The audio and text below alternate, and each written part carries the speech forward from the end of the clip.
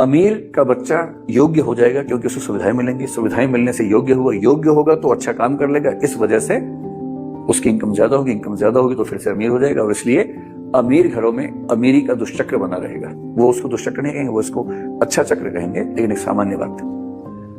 अब इसका विपरीत देखिए कि एक व्यक्ति गरीब है, पुअर है, गरीब घर में पैदा हुआ है,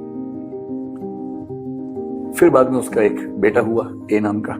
क्योंकि ए गरीब है इसलिए उसको अच्छी शिक्षा नहीं मिलेगी, अच्छी शिक्षा नहीं मिलेगी, बचपन से उसको काम करना पड़ेगा, किसी चाय की दुकान पे उसको छोटू बन के चाय बेचनी पड़ेगी, पढ़ने का तो मौका मिलेगा ही नहीं। और इस वजह से ये बच्चा बहुत एबल नहीं हो पाएगा। ये आप कह सकते हैं कि अनेबल किस्म का बच्चा, अयोग्य किस्म का बच्चा होकर रह जाएगा। और जब ये अनेबल हो जाएगा तो सीधी सी बात है कि इसको अच्छी नौकरी मिलेगी नहीं, और इसलिए इसके इनकम का लेवल बहुत कम रहेगा। जब इनकम का लेवल कम रहेगा तो ये जिंदगी भर गरीब रहेगा, और फिर ये गरीब रहेगा, फिर इसका बच्चा वो गरीब, उसका बच्चा फिर वो गरीब होगा।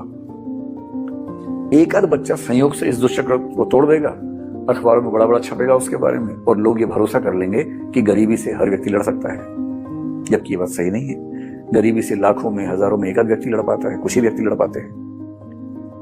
और इसका मतलब ये हुआ कि जब आप मेरिटोक्रेसी की बात करते हैं तो आपको समझना पड़ेगा कि मेरिट आमतौर पर जन्मजात नहीं होती है। मेरिट का ज्यादा बड़ा हिस्सा माहौल से आता है, और क्योंकि समुदाय में, समाज में बराबरी नहीं है, इसलिए जो लोग बेहतर स्थिति में हैं उनकी हर पीढ़ी में योग्यता और अमीरी पैदा होती रहेगी। और मेरिटोक्रेसी के नाम पर दरअसल जो प्लूटोक्रेसी होती है, जो समाज के अमीर लोग हैं उनका शासन होता है, वो पीढ़ी दर पीढ़ी चलता रहता है, और गरीब लोगों को या पिछड़े व्यक्तियों को अयोग्य कह कहकर हर पीढ़ी में हम खारिज करते रहते हैं।